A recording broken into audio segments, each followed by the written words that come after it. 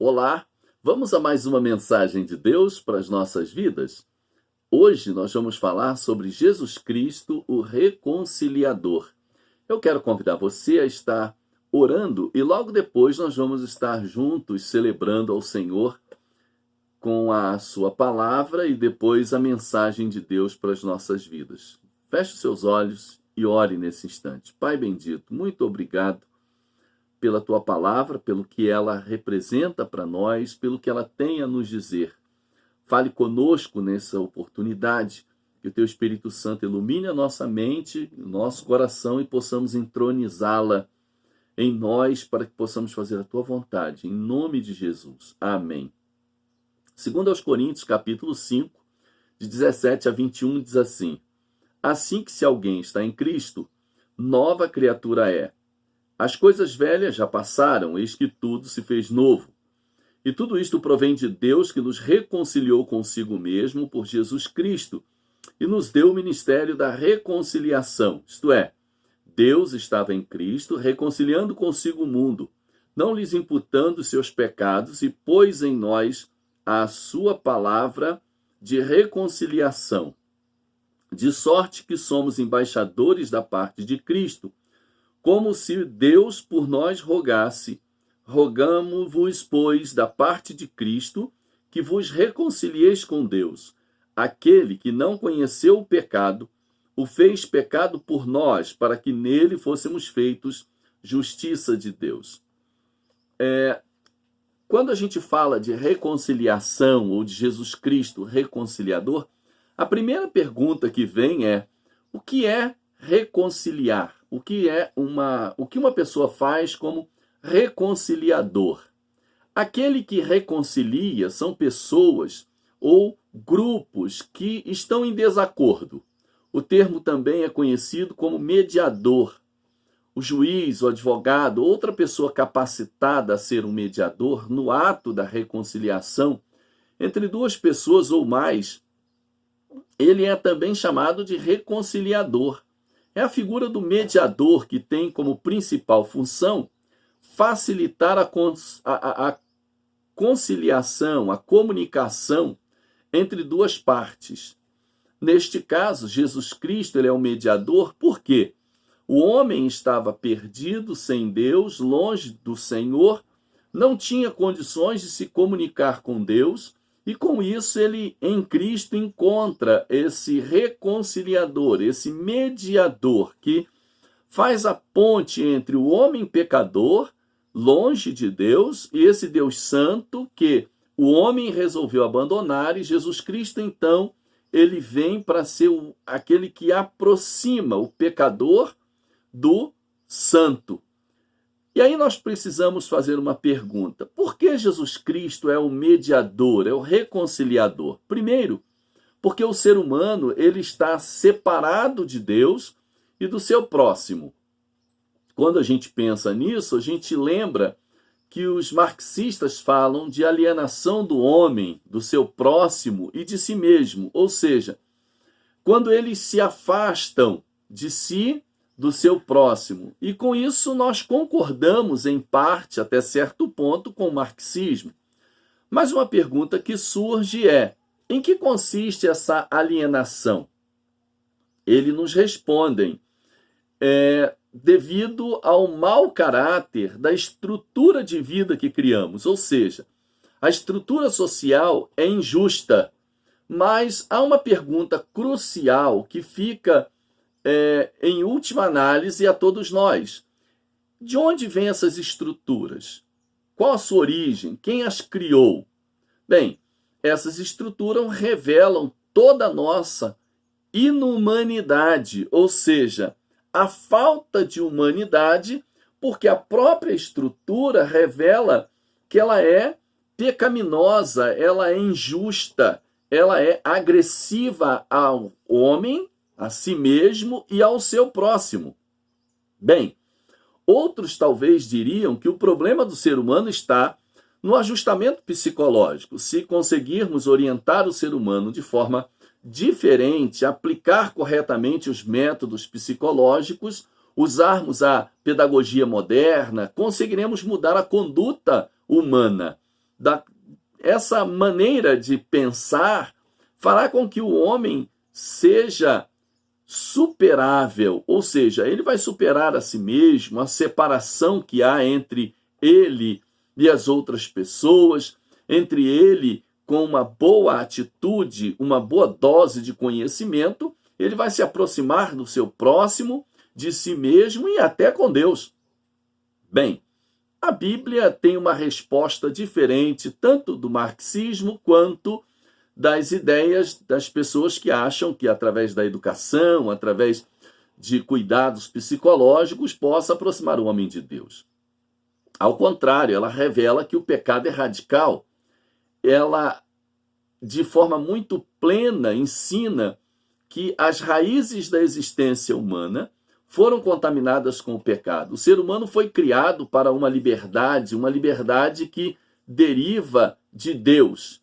Espontaneamente, o homem deveria buscar glorificar a Deus, consagrar-se ao seu Criador. A busca por uma espécie de liberdade melhor aos olhos humanos conduziu o ser humano a uma situação de pecado, de escravidão ao pecado. Isso aconteceu porque, de forma muito bruta, o próprio ser humano resolveu interromper essa relação básica de liberdade com aquele que é livre por natureza, que é o próprio Deus, e ele então buscou uma nova forma de liberdade ao ponto de se afastar de Deus. Lembramos que lá no Éden, Satanás enganou Adão e Eva quando ele promete que seriam conhecedores do bem e do mal. Mentira! O bem Adão e Eva já conhecia. Era o próprio Deus, em sua bondade, em seu bem supremo de estar colocando o homem num jardim, dando o melhor. E esse homem, então, já conhecia o bem de Deus, o bem feito por Deus em todas as esferas. Mas o que, na verdade, Satanás queria era que o homem fosse alienado pelo mal, fosse escravizado pelo mal. O bem eles já conheciam. Na verdade, o que Satanás estava oferecendo era o mal. E eles foram e aceitaram essa realidade. Portanto, isso aconteceu porque eles cortaram essa liberdade básica, que é a liberdade da qual o homem está livre, não livre no sentido de fazer o que quer, aquilo que está em sua mente, mas livre no sentido de liberdade com Deus, liberdade em Deus. Este é o pano de fundo sobre o qual se projeta tudo que a Bíblia tem a dizer acerca da reconciliação. Perceba que o homem se distancia, se aliena de Deus, mas em um plano perfeito, a iniciativa é de Deus. No drama da reconciliação, Deus é o principal ator, é ele quem vem ao encontro do perdido. No texto de 2 Coríntios, que nós lemos a partir do verso 17, percebemos que a iniciativa de vir buscar e salvar aquele que deseja crer em Deus, aquele que quer crer, é do próprio Deus. João 3,16 revela isso. Porque Deus amou o mundo de tal maneira que deu seu Filho unigênito para que todo aquele que nele crê não pereça, ou seja, não vá para o inferno, mas tenha a vida eterna. A ideia desse texto é resgatar aquilo que há de mais belo na palavra de Deus. Isso significa pagar algo por alguém ou por outrem. Isso significa a iniciativa de Deus, pagar o preço cobrado. Em Romanos, Paulo fala que fomos redimidos, e a palavra redimidos significa que fomos comprados. É isso que significa a palavra redimir, comprar, né? Pagar um preço. Alguém que pagou o preço da libertação. Não é uma transação comercial, mas é uma questão de cumprir um compromisso de amor. Ou seja, não é Deus quem que paga, ao contrário, é Deus quem dá, ele oferece. Ele oferece algo que se torna de valor. Quem faz o sacrifício exigido pelo pecado é o próprio Deus. E o ponto principal não é falar do dono da dívida, que era o pecado, que era Satanás, mas falar do valor pago, ou seja, o sacrifício que fez aquele que assumiu a dívida para pagar em lugar de quem estava impossibilitado de pagar. Ou seja, nós pecadores não temos condições de pagar o preço exigido pelo pecado, a não ser com a morte eterna. Mas Jesus Cristo pagou com a morte e tomou a vida de volta porque ele é o dono da vida. Logo, nós vamos entender que há um fato decisivo nisso. Há quem fale da cruz como uma bela história, e esse é o fato decisivo de Deus. Alguns falam dela como uma ideia linda, outros usam até como símbolo religioso.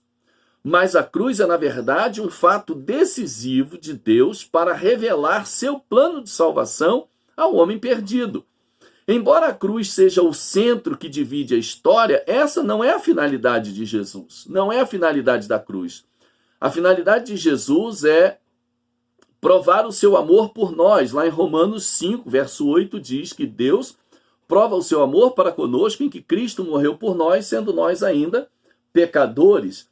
A cruz em si não tem poder nenhum. O poder não está no objeto, o poder está naquele que morreu e que ressuscitou. O poder de Jesus não se limita à sua morte, vai além. Está na ressurreição de dar a sua vida e tomá-la em resgate de nós mesmos. A cruz em si, ela nos remete apenas ao sofrimento de um homem. Mas se olharmos na história, muitos outros sofreram e morreram. Ao lado de Jesus, por exemplo, haviam 2 ladrões que sofreram também a morte de cruz. Inclusive, um deles resolveu rejeitar Jesus como Salvador, mas o outro entendeu, reconheceu e decidiu crer. Ele então pede a Jesus: lembra-te de mim quando entrares no teu reino. E Jesus Cristo disse a ele: hoje mesmo estarás comigo no paraíso. Bem, a cruz em si não tem poder nenhum. O poder está em Jesus Cristo de morrer e ressuscitar, tornar a tomar a sua vida, provando para nós que a vida é eterna, não acaba com a morte, como muitos pensam, alguns até defendem isso. Mas a cruz em si, ela não tem poder. O poder está em Jesus Cristo. E ao olharmos para a cruz, ela em si mesmo finda. Mas quando nós olhamos para Jesus, nós percebemos que ali não é o fim. Jesus Cristo ressuscitou e ele é eterno, ele é Deus. E então percebemos o amor de Deus que busca nos reconciliar, como está no versículo 10 de Romanos, capítulo 5, versos 10 e 11. Porque se nós, sendo inimigos, fomos reconciliados com Deus pela sua morte, a morte de seu Filho, muito mais, tendo sido já reconciliados, seremos salvos pela sua vida. Ou seja, a salvação em Cristo inicia na morte de cruz, mas se estende à sua ressurreição.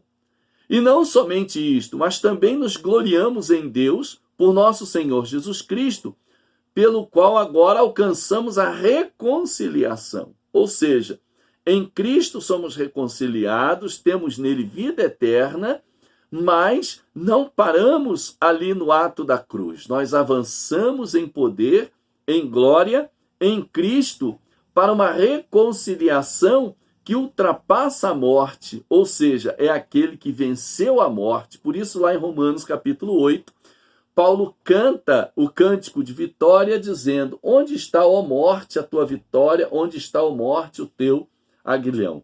Aqui nós temos o poder de Jesus Cristo se revelando, que vai além da morte e se mostra aquele que reconcilia não só naquele momento, mas avança e ultrapassa os séculos, porque ele está vivo e hoje ele pode reconciliar a mim com Deus, a mim comigo mesmo e a mim com o meu próximo.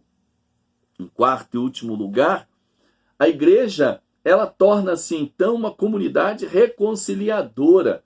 Por isso que a Igreja de Cristo tem como ministério a reconciliação, ou seja, pregar a mensagem de Jesus Cristo e levar o ser humano a uma decisão por Jesus, encarando Jesus Cristo como seu Salvador, e logo ela é a portadora da mensagem de salvação. Ela não salva, mas ela é responsável em apontar para quem salva.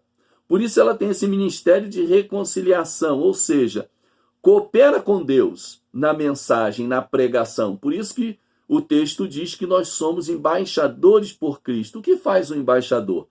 Ele representa o seu país, a sua nação, em outra nação.